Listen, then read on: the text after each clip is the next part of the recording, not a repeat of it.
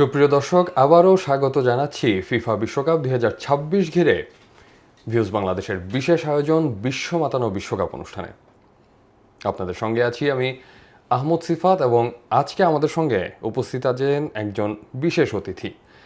আপনারা জানেন যে আমাদের এই যে প্রোগ্রামটি হয়, এই প্রোগ্রামটি সৌজন্যে থাকে বাংলাদেশের জনপ্রিয় live sports streaming platform rabbit hole BD, এবং আজকে সেই র্যাবিট হোল বিডি থেকেই উপস্থিত আছেন র্যাবিট হোল বিডির ফুটবল বিশ্লেষক সৈয়দ ফায়াজ আহমেদ। ফায়াজ ভাই, আপনাকে স্বাগত। ধন্যবাদ আপনাকে। তো আমরা গতকালকের ম্যাচটা দিয়ে যদি একটু শুরু করি, যে গতকালকে মরক্কো ভার্সেস ফ্রান্সের ম্যাচ অনুষ্ঠিত হলো, এবং আমি প্রেডিকশন দিয়েছিলাম যে মরক্কো থাকবে, ফ্রান্স বিদায় নিবে। আনফর্চুনেটলি আসলে প্রেডিকশনটা ভুল হয়ে গেল, মরক্কো বিদায় নিয়ে গেল, ফ্রান্স থেকে গেল। কিন্তু এটা না আসলে আমার একটু মেনে নিতে কষ্ট হচ্ছে যে ফ্রান্সের খেলার যে ধার ছিল এবং মরক্কোর খেলার যে মানে প্রথম দিকে আমরা যে খেলার এন্ট্রিটা দেখছিলাম, সেখানে একটা মারমাট কারকাট মানে একটা মারমুখী অবস্থানে মরক্কো সবসময় ছিল, এবং মোটামুটি সবাইকেই নাস্তানাবুদ করে ওরা এত দূর আসলো। ফ্রান্সের সাথে হঠাৎ করে এসে মরক্কো কেন জানি মনে হলো যে কি হাল ছেড়ে দিল, নাকি ওরা আসলে নার্ভাস সিস্টেম ব্রেকডাউন হয়ে গেল। মরক্কোর গতকালকের খেলাটায় কিন্তু সেই মরক্কোর আমেজটা পাওয়া গেল না। এটাকে আসলে আপনি কিভাবে দেখছেন? ওয়েল, মানে জিনিসটা যদি আপনি যদি মনে করেন যে মরক্কো ফ্রান্সকে হারাই দেবে, that is almost like we say in sports যে our heart wants it, but brain দিয়ে বিশ্লেষণ করলে আমি বহু জায়গাতেই বলছি যে ইনফ্যাক্ট ফ্রান্স টিমটা এখন না, বেশ কয়েক বছর ধরে, গত ওয়ার্ল্ড কাপে, তার আগের ওয়ার্ল্ড কাপে যখন ওরা জিতলো, এর আগের দুইবারের ফাইনাল, এই টিমটা দিয়ে মানে ফ্রান্সকে দিয়ে আসলে দুইটা টিম করলে সেই দুইটা টিমের ওয়ার্ল্ড কাপ ফাইনাল হওয়ার চান্স আছে। This team is so strong. So so আমি বারবারই পুরো বিশ্বকাপ জুড়েই বলতেছি, it's between France and others. মানে ফ্রান্সের খারাপ দিনে যদি কেউ খুব ভালো খেলতে পারে তাহলে হয়তো একটা আপসেট হইতে পারে, but beating France or even getting close two France is a miracle. মানে এখন ফ্রান্স যেই ইসেতে আছে, অ্যান্ড দুর্ভাগ্যজনকভাবে হ্যাঁ, মরক্কো ভালো খেলছে নো ডাউট গত টুর্নামেন্টেও তারা সেমিফাইনালে গেছিল এবং যাওয়ার পথে স্পেনকে টাই ব্রেকারে হারাইছে, পর্তুগালকে হারাইছে। এই বছরও ওরা ব্রাজিলের সাথে প্রথম ম্যাচটা ড্র করছে। Having said that, Brazil has been a very poor side in this tournament. তাদের পারফরমেন্স কখনোই খুব একটা ভালো হয়নি। অন্য যে দলগুলোর সাথে মরক্কো খেলছে তারা অপেক্ষাকৃত দুর্বল দল, এবং গতকালকে তাদের একটা দুর্ভাগ্যও ছিল, তাদের অন্যতম সেরা প্লেয়ার সাইবারি, সে ইনজুরির কারণে খেলতে পারে নাই। কিন্তু প্রথম থেকেই মনে হচ্ছিল যে এই ম্যাচটা জমজমাট হইতে পারে। আমি যেটা অন্তত আশা করতেছিলাম, আমি অন্য প্রোগ্রামে বলছি যে এই ম্যাচটা 50-50 হয়ে যেতে পারে।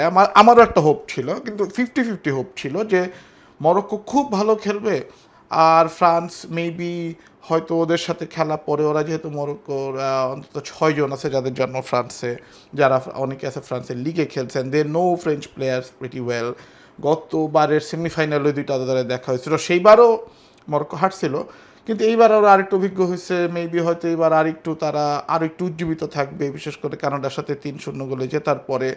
এবং আরও একটা জিনিস মনে হচ্ছিল ফুটবলের দৃষ্টিভঙ্গি থেকে, যে প্যারাগুয়ের সাথে আগের ম্যাচটাতে ফ্রান্স ওয়াজ আবিট শ্যাবি। মানে ওয়েল, ওইটার ফুটবলিং রিজনটা প্যারাগুয়ে খুবই ফিজিক্যাল খেলছে, খুবই মানে যেটাকে বলবো মারামারি করে খেলছে, অ্যালাউ করে না, হ্যাঁ গায়ের জোরে খেলছে, যার জন্য ফ্রান্স মাত্র একটা গোলে জিততে পারছিল, এবং সেটাও একটা পেনাল্টি থেকে আসা goal, if I am not mistaken. So কিন্তু যেটা হয়েছে, ফ্রান্স ইজ ফ্রান্স। মানে ফ্রান্সের যে এই টিমটা, আমি যদি খুব সংক্ষেপে বলি, ফ্রান্স যাদেরকে মানে বেঞ্চ থেকে উঠায় তারাও দেখা গেল আসলে ওয়ার্ল্ডের সেরা প্লেয়ার। মানে আপনারা ওরা দেখা যাচ্ছে ডেজিরে ডুয়েকে উঠায় বারকোলাকে নামায়, বারকোলাও দেখা যাচ্ছে যে এই মুহূর্তে ওয়ার্ল্ডের সেরা স্ট্রাইকারদের একজন, এবং ওই বারকোলাকে বলা হচ্ছে যে $150 মিলিয়ন তাকে নিয়ে কেনা বেচার কথা বলছে। এবং যারা রেগুলার মানে লিগ ফুটবলটা দেখে, they know the strength of Barcola. And খুব মানে আরেকটু পার্টিকুলারলি বললে, way this French side play, অনেকেই খেলায় তো আমরা দেখতেছি, কিন্তু ইটস লাইক অলমোস্ট বলে যে পুরোনো দিনে যে শিকার করতে যেত সব একসাথে একটা ছন্দে একটা, মানে এবং তারা সব একসাথে ওঠে, একসাথে নামে, এবং each of them are so fast. Even যে র্যাবিওট, যার বয়স এখন 30+, সেও দেখা যাচ্ছে খুব ভালো সাপোর্ট দিচ্ছে। এবং আপনি একদিকে এমবাপ্পের মতো স্ট্রাইকার, অন্যদিকে এমবাপ্পেকে আপনি দুইজনকে দিয়ে আটকান, সেই ক্ষেত্রে দেখা যাবে ডেমবেলে ফ্রি হয়ে যাচ্ছে। ডেমবেলে ইজ ইকুয়ালি ডেঞ্জারাস, মানে ইফ নট সামটাইমস মোর। মানে দুইজনের মধ্যে যে কে ভালো স্ট্রাইকার, মানে আপনি পিছায় রাখতে পারবেন না। ডুয়োর কথা বললাম, Désiré Doué, Barcola is been so good, and on top of it এই পুরো টিমের মধ্যে মাইকেল ওলিজের মতো একজন প্লেয়ার আছে। পুরো টিমটা দেখা যাচ্ছে আমরা ইউরোপিয়ান ফুটবল বলতে বুঝি যে খুবই ফাস্ট পেসড, মানে হচ্ছে পেসের উপরে খেলবে, কিন্তু অলিজ ইজ লাইক অ্যান আর্টিস্ট। মানে সে দেখা যাচ্ছে একটা অর্কেস্ট্রায় যেরকম দেখা যাচ্ছে যে একজন হচ্ছে পুরো সিম্ফনিটাকে কন্ট্রোল করে খুবই, এবং তার এই প্লেয়ারগুলো হচ্ছে খুবই ফাস্ট। এবং মানে France is like a dream team. মানে people talk about Brazil 70 or Hungary 54 or Netherlands 74, মানে we haven't seen those games. Even হচ্ছে 2002-এর ব্রাজিলের কথা বলে, যেখানে রোনালদো, রিভালদো ছিল, এবং হচ্ছে রোনালদিনহো পরে জয়েন করছিল, বাট স্টিল মিডফিল্ড এবং অ্যাটাক মিলায়া 5-6 জনের যে সিনক্রোনাইজেশন সাথে মানে পুরো টিমের উঠে আসা নেমে যাওয়া, এইটা ছোট করে বলা খুব মুশকিল, but this is something else, this is some kind of A beauty. And ওই বিউটিটাকে ধরতে পারা, আসলে ওইটা ধরতে পারতে হবে যে যে উদাহরণগুলো দিলাম, যে 54 সালের হাঙ্গেরি, তারা তারা হয়তো বৃষ্টির দিনে খুব বাজে একটা খেলা খেলছিল, যার কারণে জার্মানি তাদের হারাইতে পারছিল, বা 74 সালের নেদারল্যান্ডকে যেভাবে হচ্ছে জার্মানি হারাইছিল, যে খুবই মানে তারা আনইউজুয়ালি খারাপ খেলতে হবে ফ্রান্সকে, এবং বিপক্ষে আনইউজুয়ালি ভালো খেলতে হবে। শুধু সেইটা ম্যাচ করলেই দেখা গেল এই ফ্রান্সকে হারানো সম্ভব। Otherwise I don't think anybody else can catch this team. এখানে আমার আরেকটা প্রশ্ন আছে, সেটা হচ্ছে যে আমরা যদি পেছনের খেলাগুলো দেখি, যে আমার কাছে যেটা মনে হয়, বা আমি আগের বিশ্বকাপগুলোতেও অবজার্ভ করলাম, যে প্রথম দিকে যারা আসলে খুব মারমুখী খেলাটা খেলে, শেষের দিকে এসে মনে হয় যেন তারা একটু ঝিমিয়ে পড়ছে এখন। এবং আরেকটা যেটা হচ্ছে যে ফ্রান্সের ক্ষেত্রে কালকের ম্যাচে আমার যেটা মনে হলো, যে এতদিন আসলে ওরা মানে খোলস ছেড়ে বেরোয় খেলায় নাই। কালকের ম্যাচটাতে তারা আসলে তাদের আসল রূপটা দেখাইলো। এতদিন আসলে যে যা খেলছে ওটা দুধভাত মনে করে খেলছে, বিষয়টা এরকম। বিষয়টা কি আসলে আসলে জিনিসটাকে আমি তুলনা দিব, ধরেন আপনি যদি অ্যাথলেটিকের সাথে তুলনা দেন, একটা হচ্ছে স্প্রিন্ট, শর্ট টার্ম দৌড়, আরেকটা হচ্ছে আপনি ম্যারাথন। সো যেটা হয়, সো কল্ড ছোট টিম যাদের হচ্ছে ওইরকম ঐতিহ্য নয়, এক্সপেকটেশন তেমন একটা নেই, দুইটা বিষয় হয়। তারা তাদের প্লেয়াররা চায় তাদের নিজেদেরকে দেখাইতে। ক্লাবে দেখা যাচ্ছে এই টুর্নামেন্টে সারা দুনিয়া দেখতেছে, এই টুর্নামেন্টে ভালো করলে তার ক্লাবের বা তার দেশের জন্য। আপনি দেখেন কেপ ভার্দের মতো টিম যেরকম জান দিয়ে খেলছে, ধরেন if you think about Argentina or Brazil or even France, আমরা যাদের কথা বলছি, অর ইভেন স্পেন, তাদের কিন্তু অলরেডি তারা এস্টাবলিশড। ইটস নট দ্যাট যে আপনি ফ্রান্স ফার্স্ট রাউন্ডে অনেক চমক দেখাইলে তার নাম সবাই জানবে, ফ্রান্সকে সবাই চিনে। But look at Cape Verde, look at মানে কুরাসাও খুব ভালো খেলে নাই, বাট কেপ ভার্দে যে খেলাটা আলোচনায় আসছে, আমরা সবাই দেখা যাচ্ছে গিয়ে গিয়ে খুঁজতেছি, তার নাম জানতেছি। তার ওই যে ভোজিনহা যে গোলকিপার, তার হচ্ছে দেখা যাচ্ছে প্রচুর ফলোয়ার বেড়ে গেছে ইনস্টাগ্রামে। সো এইটা প্রত্যেকটা টুর্নামেন্টেই হয়, যে হচ্ছে যেই টিমগুলো এই বড় আসরে তারা জানটা দিয়ে খেলে, এবং তাদের দুইটা বিষয় হয়। তো প্রথমে যেহেতু জানটা দিয়ে খেলে, তারা তাদের সামর্থ্যের বাইরে গিয়ে চেষ্টা করে, যেটাকে বলে পাঞ্চিং অ্যাবভ মাই ওয়েট। মানে আমি আমার বড়টাকে ধরতে হলে কি করতে পারবো, সর্বশক্তি দিয়ে তাকে করি, ততক্ষণে তার শক্তিটাও শেষ হয়ে যায়। সো এইটা প্রায় কমন একটা ফেনোমেনা। এখন ছোট দল বড় দল বললে অনেকে হয়তো মন খারাপ করবেন, কিন্তু আসলে মানে ব্লান্টলি বললে জিনিসটা এরকমই একটা বিষয় হয় আর কি। এটা আসলে পার্থক্য গড়ে দেয়, যে কে আসলে লম্বা সময়ের জন্য প্রিপারেশন নিয়ে ওই রকম মাইন্ডসেট নিয়ে আগাচ্ছে, আর কে আসলে হচ্ছে ওই স্প্রিন্টের মতো করে দৌড়াচ্ছে, অল্প দৌড়ে হাঁপায় যাবে।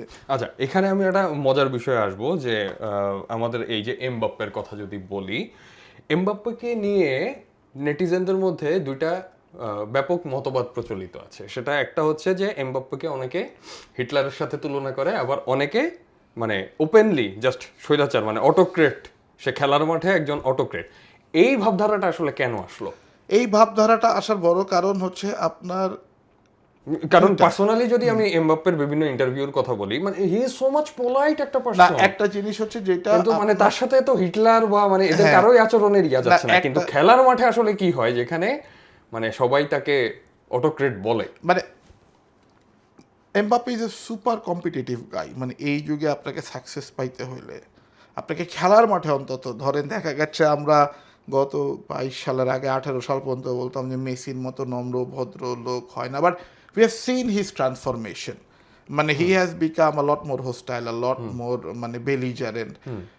আর এমবাপ্পে যেটা হয়েছে তার খেলার মাঠে 90 মিনিটে he is a fierce competitor.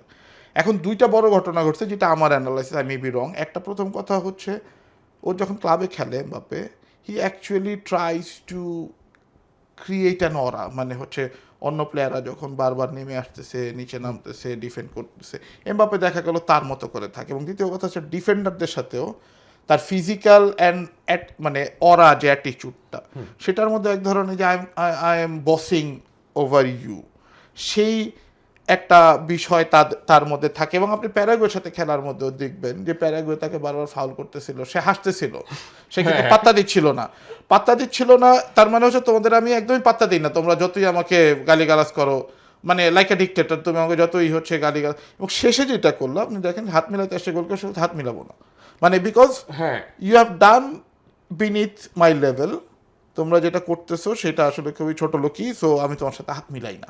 So ওই সব মিলাই এমবাপ্পের যে অরাটা, বাট বাইরে people say he is a very gentle guy, ওই যে খেলার মাঠেও সে হাসে, সে যখন এসে কথা বলে, সোশ্যাল মিডিয়াও তার প্রেজেন্স বেশ উইটি। কিন্তু ওই পিএসজি, রিয়াল মাদ্রিদ এবং এরপরে ফ্রেঞ্চ টিমে তার যে অথরিটি ইয়ান একটা ওইটার কারণে হচ্ছে তাকে আসলে এক ধরনের এই ডিক্টেটর বলে। আচ্ছা, তার তো 27 বছর পার হয়ে গেল। তো এমবাপ্পের ক্যারিয়ারে আমাদের রোনালদো, এটা হয়তো তার হয়তো না, এটা আসলে তার লাস্ট ম্যাচই ছিল। নেইমারও যেখান থেকে শুরু করলো সেখানে শেষ করে দিল। নেইমারের হয়তো, যেমন মেসির ব্যাপারে কিন্তু গতবার আমরা বলছিলাম যে মেসির এটা লাস্ট বিশ্বকাপ ছিল, কিন্তু এবার খেললো। নেইমারের এবং রোনালদোর তো মনে হয় আর সুযোগ নেই। না, রোনালদোর 41, Ronaldo is all but finished. Neymar তো ঘোষণাই দিয়ে দিছে যে ও আর কন্টিনিউ করবে না। এমবাপ্পের ক্যারিয়ারে, অর্থাৎ এমবাপ্পের তাহলে নেক্সট ফিফা বিশ্বকাপে এমবাপ্পেকে আমরা পাচ্ছি, তারপরের বিশ্বকাপে কি পাবো? আই হোপ সো, মানে missing Mbappe will B a big thing. আপনি দেখেন আরেকটা জিনিস যেটা হচ্ছে, এখন স্পোর্টস সায়েন্স যে জায়গায় চলে গেছে, ওয়ে দে আর মেনটেইনড, এবং দুইটা বিষয়, একটা হচ্ছে তারা নিজেদেরকে যেভাবে মেনটেন করে, ক্লাবগুলোর কাছে তারা $1 বিলিয়ন অ্যাসেট, তাদেরকে যেভাবে মেনটেন করা হয়, সো লনজিভিটিটাও তাদের বেড়ে গেছে। এবং নেইমারের মতো দুই একজন একদমই ধরেন ইনডিসিপ্লিন বাদ দিলে বাকিদের যে লাইফস্টাইল, বাকিদের আপনি আপনি রোনালদো যে 41 বছর বয়স পর্যন্ত খেলতেছে, people could not even imagine at N এরা, মানে। এবং আরেকটা বিষয় হইতো, ফুটবল মাঠেও তখন প্লেয়ারদের উপরে ভীষণ, ফুটবল মাঠে প্লেয়ারদের প্রোটেকশন থাকতো না, মানে দেখা যাচ্ছে যথেচ্ছা ফাউল করতেছে, রাফ ট্যাকেল করতেছে, কারো ক্যারিয়ার শেষ হয়ে যাচ্ছে, লম্বা ইনজুরিতে পড়তেছে, এবং ইনজুরিতে পড়লে আবারও হচ্ছে তার রিকভারি করার মতো যথেষ্ট মেডিকেল বা এরকম মানে টেকনোলজি বা সায়েন্স ছিল না। তো সব মিলে এখন আসলে প্লেয়ারদের, আমার কাছে পার্টিকুলারলি স্ট্যাটিস্টিক্স এই মুহূর্তে আমি বলতে পারবো না, বাট প্লেয়ারদের যে লনজিভিটি অ্যান্ড ইফেক্টিভনেস সেটা আগের থেকে অনেক বেড়ে যাচ্ছে অ্যাভারেজেই। এবং যারা সুপার প্লেয়ার, সুপার অ্যাথলেট, তাদের তো এই চেষ্টাটা আরও বেশিই থাকে। এবং আপনি even on top of everything, আপনার এক একটা এমবাপ্পে বা এক একটা মেসি এক একটা ওয়ার্ল্ড কাপ খেলতে পারলে $1 বিলিয়ন ব্যবসাও আছে। মানে ওয়েন এভার ইউ পুশ, মানে রোনালদো যেমন এই টুর্নামেন্টে, রোনালদোর খেলাটা সব আর কারো হোক লাভ হোক না হোক, ফিফার লাভ হয়েছে।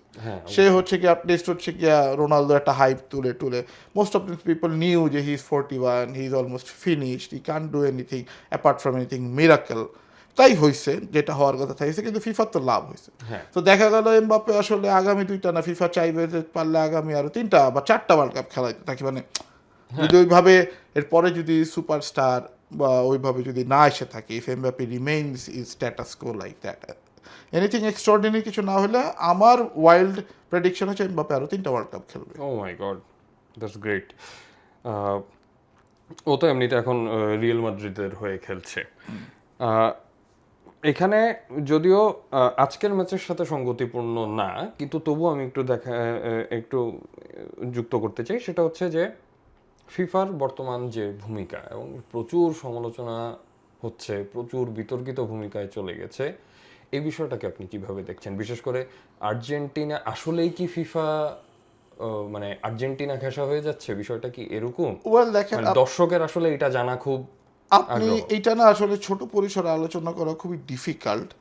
মানে you have ask me the right question, but আমাকে আসলে এটার জন্য কয়েক ঘন্টা আলোচনা করতে পারবো আমি। বাট ইফ ইউ স্টার্ট, মানে আমি খুব ছোট করে বলি যে 1934 মানে ফিফা প্রথম থেকেই, ফিফা ওয়াজ অলওয়েজ মানে আপনার পাওয়ারের এবং মানির জন্য ফিফা দৌড়াইছে। ফিফা হচ্ছে যেখানে টাকা আসবে, যেখানে তার ব্যবসা হবে, সে প্রথম থেকে সেখানে ছিল। একটা পর্যায়ে পর্যন্ত জুয়েলারি মেয়েরা বলতো যে হ্যাঁ ওই বৈশ্বিক বৈশ্বিক মানবতা, ভ্রাতৃত্ব, মৈত্রী, এগুলোও জরুরি, এগুলো বলতো। কারো কারো সেই ইচ্ছা ছিল, নো ডাউট। কিন্তু বিশেষত মানে যখন আপনার টেলিভিশন আসলো এবং আরো অনেক বেশি পরিমাণ এইটা ফুটবল ইন্ডাস্ট্রি যখন বিলিয়ন বিশ্বজুড়ে ডলারে ছড়ায় চলে গেল। গেল, তখন না আসলে FIFA became a money machine. এবং তার আসলে হচ্ছে আর এখন সে চিন্তা করে যে হচ্ছে আমি কিভাবে, এবং সে সারা জীবনই সে এই ধরনের কাজ করে গেছে।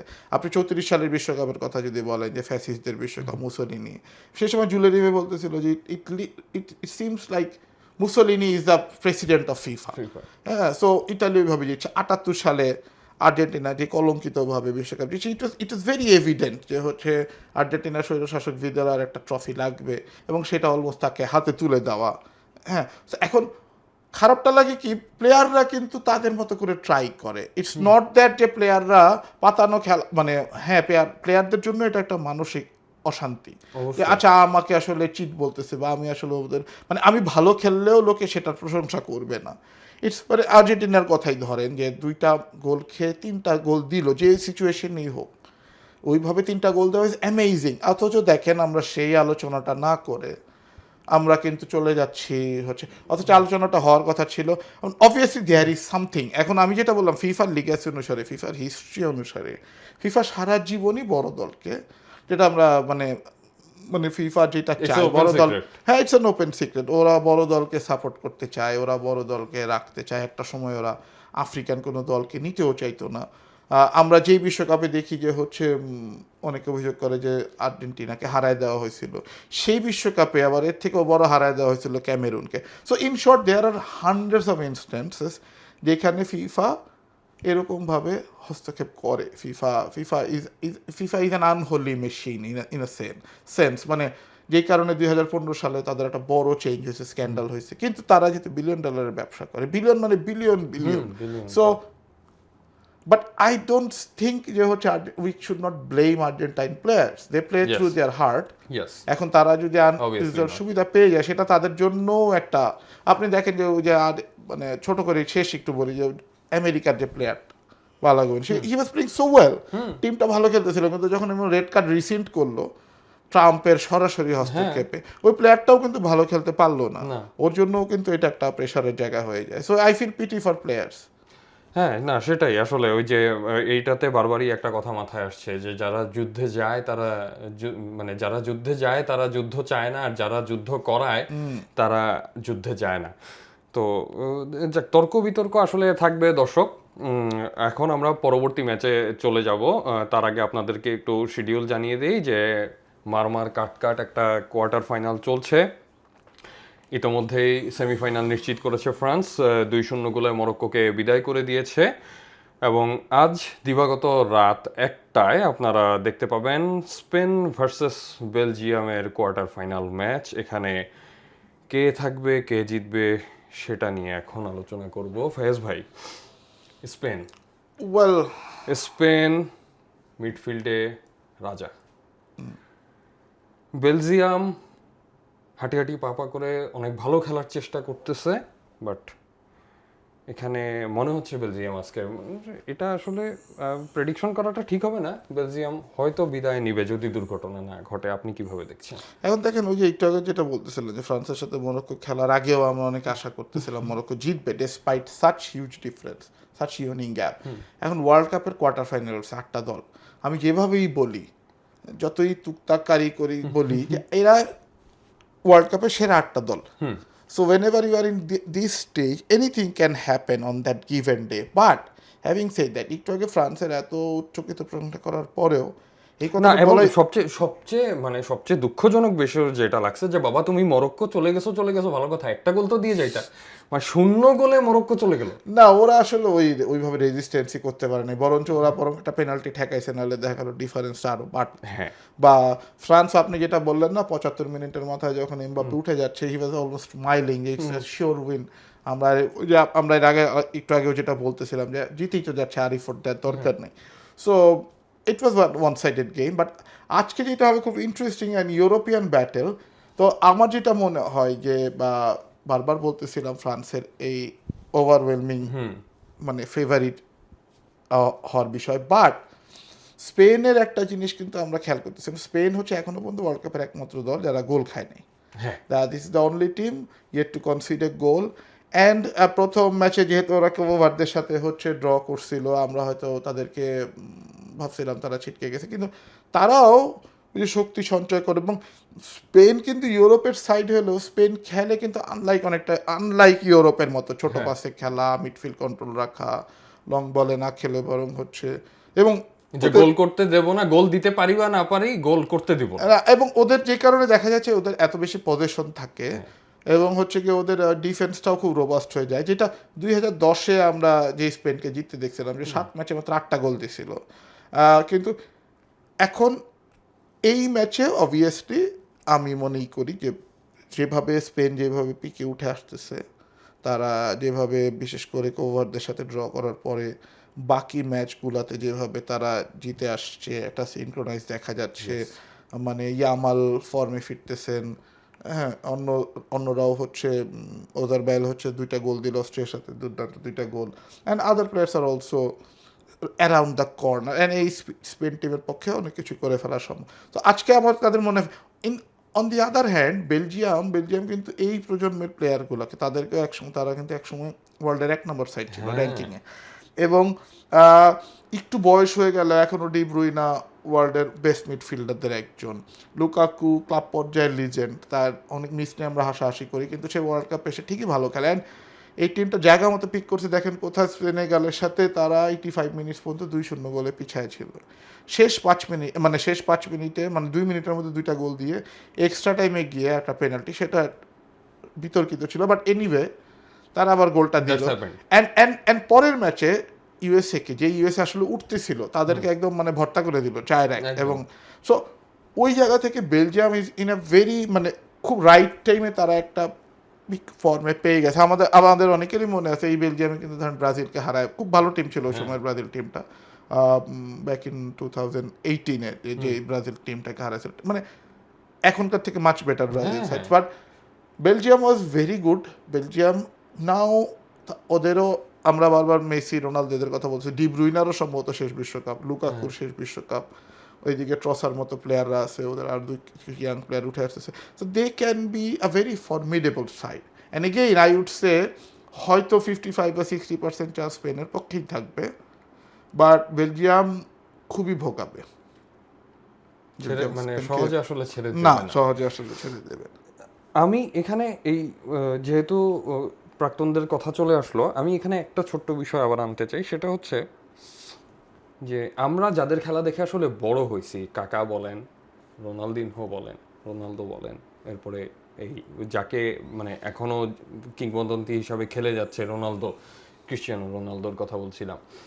তো আমার কাছে একটা জিনিস যেটা মনে হচ্ছে যে মানে বৈশ্বিকভাবে কি আসলে মানে এই যে জেনজি বলি অথবা হচ্ছে এই মিলেনিয়াল অর্থাৎ আমাদের প্রজন্মটা বলি, এদের কাছ থেকে মানে ভালো বা ওইরকম ডেডিকেটেড খেলোয়াড় কি উঠে আসতেছে না? বিষয়টা কি এরকম যে যারা খেলে গেছেন তাদের যে ডেডিকেশনটা ছিল, তাদের যে পারফরমেন্স ছিল এবং তাদের যে স্ট্রেংথ ছিল, নতুন জেনারেশনে সেই স্ট্রেংথ বা ডেডিকেশনটা খুঁজে পাওয়া যাচ্ছে না, যার কারণে আসলে সবগুলা দলেই কিন্তু যদি একটু খেয়াল করি গভীরভাবে, যে সেই আগের টিমের যে একটা মানে বৈশ্বিক অ্যাকসেপ্টেন্সি ছিল, নতুন প্লেয়ার যারা আসতেছে এরা কিন্তু ওই পুরনোদের ওই জায়গাটা এখন আর নিতে পারতেছে না আগের মতো। এটা আমার অবজারভেশন, ভুল হতেও পারে।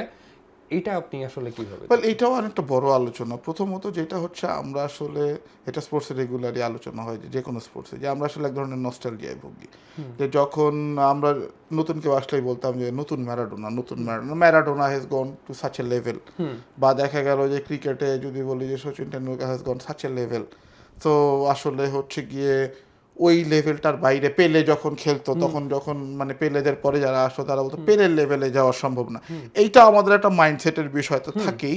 আবার যখন দেখবেন যে আমি যদি বলি যে ম্যারাডোনার একটা মানে যোগ্য উত্তরসূরি কিন্তু মেসি হইতে পারছে, ওইভাবে যদি আলোচনা করি, টু বি কম্পেয়ার্ড, যে মেসি হইতে পারছে, বাট যেমন এই যে নেইমার, সে ধরে নিলাম যে ইনজুরির কারণে এই ভদ্রলোক আসলে প্রচন্ড পরিমাণে দ্বিধাগ্রস্ত হয়ে থাকে, কিন্তু তাও মানে এই যে কাকা, রোনালদিনহো, এদের অল্টারনেটিভ হয়তো ভিনি জুনিয়র হয়তো ভালো করতে পারে সামনে, কিন্তু তাও এই কাকা বা হচ্ছে রোনালদিনহো এদের যোগ্য না উত্তরসূরি এটা ব্রাজিলে কিন্তু ধরেন দেখলাম না। ধরেন যে একটা তো হচ্ছে গেল, ওটা তো বললাম সামগ্রিক আলোচনা যে আমাদের নস্টালজিয়া নিয়ে। ধরেন এখন এমবাপ্পে কোন মানের প্লেয়ার বা হালান্ড কোন মাপের প্লেয়ার, হালান্ডকে হয়তো অনেকেই এই বিশ্বকাপে যারা রেগুলার দেখে তারা জানে হালান্ড কি জিনিস, হ্যাঁ হালান্ড কোন মাপের স্ট্রাইকার, সো বা মোহাম্মদ সালাহ কোন মাপের প্লেয়ার। এখন ধরেন যেটা হয় একটা তো আছে যে হচ্ছে নস্টালজিয়া, মানে হইতেই দেরি লাগে যে আচ্ছা ম্যারাডোনার সাথে ওকে আমি মেনে নিব। মেসিকে এখন লোকে মেনে নেওয়া শুরু করছে, রোনালদোকে মেনে নেওয়া শুরু, কিন্তু মেসির পরে যে আসলে এমবাপ্পে যে ধরেন এই যে মেসিকে ছাড়াই যাচ্ছে, এইটা কিন্তু অনেকের জন্য মানতে একটু দেরি হবে। আবার ধরেন যতদিনে এইটা একটা সাইকেল চলতে থাকবে, এমবাপ্পে যখন আবার বয়স হয়ে যাবে তখন যে নতুন যে আসবে তখন আবার তার সাথে এমবাপ্পের তুলনা দিতে ইচ্ছা করবে না, মনে হবে যে আচ্ছা ও আরো কয়েক বছর খেলুক দেখি তারপরে রেজিস্ট করবে। এটা গেল একটা। দ্বিতীয় কথা যেটা বললেন যে ওইটা আবার গ্লোবালাইজেশনের প্রভাব। আগে যেটা ছিল যে অল্প কিছু দেশেই ফুটবল পাওয়ার হাউস ছিল, আমরা ওই যে ফুটবল কিন্তু এখন মধ্যে জিতছে মাত্র 8টা দেশ, 8টার মধ্যেও ধরেন আসলে স্পেনের উত্থান হয়েছে এই শতক, স্পেন 2010 একবার জিতলো। ফ্রান্স আসলে এই লেভেলের অ্যামেজিং দল হয়ে উঠলো 94 সালের পর থেকে। এর আগে বেসিক্যালি ব্রাজিল, আর্জেন্টিনা আর ইউরোপের মধ্যে ধরেন জার্মানি, ইটালি হচ্ছে, আর এরা মানে আমি বলবো যে এই 4টা টিমই মোটামুটি ধরেন এদের মধ্যে দিয়ে হয়তো ওরা, ইংল্যান্ড বলতো আমরা বিরাট দল কিন্তু আসলে তেমন কিছু করতে পারতো না। হ্যাঁ, তো what happen now all on a sudden, আমরা যদি গ্লোবালাইজেশন বেড়ে গেছে, টেকনোলজি সব জায়গায় পৌঁছে গেছে, ছেলে পেলে সব জায়গা থেকে হচ্ছে স্প্রাউট করতে পারতেছে, এখন এই জন্য আমরা আর্লিং হালান্ডের মতো প্লেয়ার দেখছি নরওয়েতে খেলেও সে বিশ্বসেরা হচ্ছে, সালা ইজিপ্টে খেলে হচ্ছে, আমরা ইউরোপ মানে সরি আফ্রিকার বা এশিয়ার অনেক টিম থেকেও দেখতেছি যারা, সো ওই গ্যাপটা কমে আসতেছে। আর ব্রাজিলের কথা যদি পার্টিকুলারলি বলি, they have decline, they have once they were a super power. জার্মানিও ওইভাবে ডিক্লাইন করছে 2014-তে ওরকম ওয়ার্ল্ড কাপ জেতার পরে জার্মানিও কিন্তু ধরেন আর সিনিয়র নাই। গত 3বার তারা হচ্ছে, বা সরি এর আগে 2বার তারা হচ্ছে ফার্স্ট রাউন্ড থেকে বাদ গেল, এইবার তারা হচ্ছে তাও যা উঠলো ওই তাও থাকার কারণে, রাউন্ড অফ 32 হওয়ার কারণে ওই জার্মানি অনেক আগেই চলে গেল। আপনি দেখেন যে ইতালি 3বার ধরে উঠতে পারলো না, মানে পুরনো যারা ওল্ড পাওয়ার হাউস তাদের কিন্তু ওই পাওয়ার স্ট্রাকচার এবং একক যে হেজিমনি, একক যে ডমিনেন্স, এটাও চলে গেছে। ফলে আমরা যে শুধুমাত্র আমরা হয়তো এই অঞ্চলের মানুষ হয়তো ব্রাজিল আর্জেন্টিনা বেশি সাপোর্ট করে বলে হয়তো তাদের মনে হচ্ছে যে আচ্ছা মেসির একটা বিকল্প আসলো, মানে পেলের মানে ধরেন হচ্ছে কাকা, বা আপনি যেটা বললেন প্রিসাইসলি যে কোয়েশ্চেন, কাকা, রোনালদিনহো, রোনালদো নাজারিও, রোমারিও, এদের বিকল্প কই, মানে ব্রাজিল অ্যাজ এ নেশনই তো খুবই কলাপস করছে। সেই একইভাবে আপনি চিন্তা করেন জার্মানিতে হচ্ছে বেকেনবাওয়ারদের উত্তরসূরিরা কই, হ্যাঁ, বা ইটালি তো সিনেই নাই, মানে 2006 সালে তারা তাও আসলে হচ্ছে তারাও তখন খুব একটা ফেভারিট ছিল না, কিন্তু ইটালিয়ান যে মানে মানে মনের জোর টোর হ্যাঁ সব কিছু মিলে জিতে গেল। গত 20 বছর ধরে তারা বিশ্বকাপের দৃশ্য কল্পেই নাই। সো আপনি ধরেন তাহলে ব্রাজিওর উত্তরসূরিরা কই, কিন্তু উত্তরসূরিরা আসলে গোটা দুনিয়া জুড়ে ছড়ায় যাচ্ছে। এখন ধরেন ব্রাজিলের উত্তরসূরি হচ্ছে এমবাপ্পে, আপনার হচ্ছে হ্যাঁ আর ইসের উত্তরসূরি হচ্ছে হাল্যান্ড, এরকম ভাবে হয়ে যাচ্ছে। So global footballing map is changing. তো আমাদের জন্য ওইটাও আর কি মানে নেওয়া আর কি একটু দেরি হবে। এটাই আসলে হচ্ছে মানে যতদিন যাবে এটা ওই গ্লোবালি মেনে নিতে হবে যে আমি ওই আমার দলের কাছ থেকেই হচ্ছে আমি আমার যোগ্য উত্তরসূরি আশা করবো, এটা আর হচ্ছে না। তো আমরা প্রায় শেষ পর্যায়ে, আমরা প্রত্যেকদিন যেটা করে থাকি যে আলোচনার একদম শেষে আমরা একটা মজার ছলে প্রেডিকশন পার্ট করে থাকি। তো গতকালকের প্রেডিকশন তো আমাকে আসলে একদম মুখ বন্ধ করে দিছে। আজকে আর আমি প্রেডিকশন করবো না, আজকে আপনার কাছে জানতে চাই যে স্পেন ভার্সেস বেলজিয়াম কার কি অবস্থান আই দেখবেন? Think Spain 2-0। Belgium 0, Spain 2। হ্যাঁ, সহমত। তো ফয়েজ ভাই, আপনাকে অসংখ্য ধন্যবাদ আমাদেরকে সময় দেওয়ার জন্য, এবং আপনার কাছ থেকে আমরা আশা করব সামনে আরও এরকম মারমার কাট বিশ্লেষণ পাবো, দর্শককেও দেখাবো। তো দর্শক, আমাদের আজকের এই আয়োজন এখানেই সমাপ্ত করছি, এবং আপনারা জানেন যে আমরা এই যে প্রেডিকশনটা করে থাকি, এই প্রেডিকশনের পাশাপাশি কিন্তু আমরা প্রত্যেক দিনই আমাদের ফেসবুক পেজ এবং ইউটিউব চ্যানেলে পোল ছেড়ে থাকি। আমাদের অনুরোধ থাকবে আপনারা অবশ্যই সেই পোলে অংশগ্রহণ করবেন, আপনাদের মতামত জানাবেন, এবং আমাদের এই ভিডিওর কমেন্ট বক্সে আমাদের প্রেডিকশনের সাথে আপনার প্রেডিকশন মিলে কিনা, কিংবা আপনাদের কোনো ভিন্ন প্রেডিকশন থাকলে, অথবা আমাদের এই অনুষ্ঠান নিয়ে আপনাদের কোনো মতামত থাকলে তা অবশ্যই কমেন্ট বক্সে জানিয়ে দিবেন। আগামীকাল রাতের ম্যাচ তো অবশ্যই দেখবেন, কারণ স্পেনের বাংলাদেশের প্রচুর সমর্থক আছে। আপনাদের সবাইকে শুভকামনা, এবং পরবর্তী এই স্পেন এবং বেলজিয়ামের ম্যাচ নিয়ে আমরা আগামীকাল আবার উপস্থিত হব একই সময়ে একই আলোচনা নিয়ে। ততক্ষণ অবশ্যই সুস্থ থাকবেন, ভালো থাকবেন, এবং ভিউজ বাংলাদেশের সঙ্গে থাকবেন। ধন্যবাদ।